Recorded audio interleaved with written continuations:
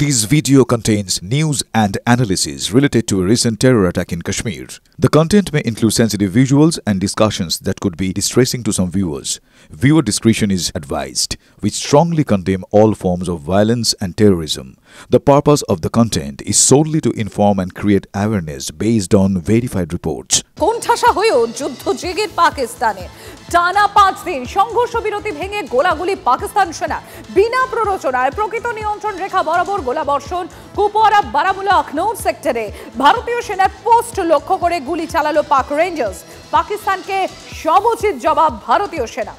UEM Jaipur is a perfect target for prospective students aspiring for good jobs, good education with future-ready skills. Pakistan এই দেশটার কি হবে এই প্রশ্নটাই এখন অনেকেই করছেন ভারতের গুঁতো সামলাতে পারবে এই পড়শি দেশ কিন্তু মজার বিষয় কি জানেন সরাসরি যুদ্ধে এখনো পর্যন্ত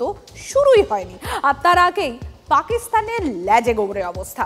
যুদ্ধ শুরু হওয়ার আগেই পাকিস্তান সেনায় গণ ইস্তফার হিড়িক লেগে গিয়েছে বন্ধু চীন আর সেই চীনের থেকে কেনা এয়ার ডিফেন্স সিস্টেম সেটাও পড়েছে মুখ থুবড়ে হ্যাঁ যুদ্ধ শুরুর আগে এই অবস্থা আর যদি যুদ্ধ শুরু হয় তাহলে কি করবে পাকিস্তান পাকিস্তান মুখে বড় বড় কথা বলে কেউ কেউ আবার পরমাণু যুদ্ধের ভয়ও দেখাচ্ছে কিন্তু পাকিস্তান যুদ্ধ করতে পারবে ভারতের ভয়ে এমনিতেই ভুলভাল বকছে তারা নিজেদের অবস্থা সামলাতে কি আরো নাজেহাল পাকিস্তান সে দেশের সরকারের উপর সেনা প্রধানের উপর পাক সেনার কোনো ভরসাই নেই সীমান্তের ওপার থেকে আসছে সবথেকে বড় ব্রেকিং পড়শি দেশের পাক সেনা প্রধান জেনারেল মুনিরের উপর বিশ্বাস রাখতে না পেরে পাক সেনার সদস্যরা একে একে ইস্তফা দিতে শুরু করেছেন সেনা প্রধানকে চিঠি লিখে গণ ইস্তফার কথা জানালেন লেফটেন্যান্ট জেনারেল আহমেদ বুখারি গত 48 ঘন্টায় ইস্তফা দিয়েছেন অন্তত 250 অফিসার ও 1200 জওয়ান পাক সেনা প্রধানকে লেখা বুখারির চিঠিও ভাইরাল পদত্যাগের কারণ হিসেবে দেখানো হয়েছে অসুস্থতা ও মানসিক চাপ তো হওয়ারই কথা পাকিস্তানের সরকার ও সেনা প্রধানের একের পর এক ভুল ও নক্কারজনক সিদ্ধান্ত মেনে নিতে পারছে না পাক সেনার একটা বড় অংশ পাক সেনার একটা অংশ বুঝতে পারছে তাদের দেশই একের পর এক ভুল করছে সন্ত্রাসবাদে মদত দিচ্ছে আর যুদ্ধের সময় ভারতের দাপটের সামনে মৃত্যুর দিকে তাদের ঠেলে দিচ্ছে যে সেনার মনোবল এই তারা ভারতের সঙ্গে লড়াই করবে পাক বাহিনীর পক্ষে এটা একটা বড় সেটব্যাক তার কারণ যে কোনো এই ধরনের রেজিমেন্টেড ফোর্সে এই ধরনের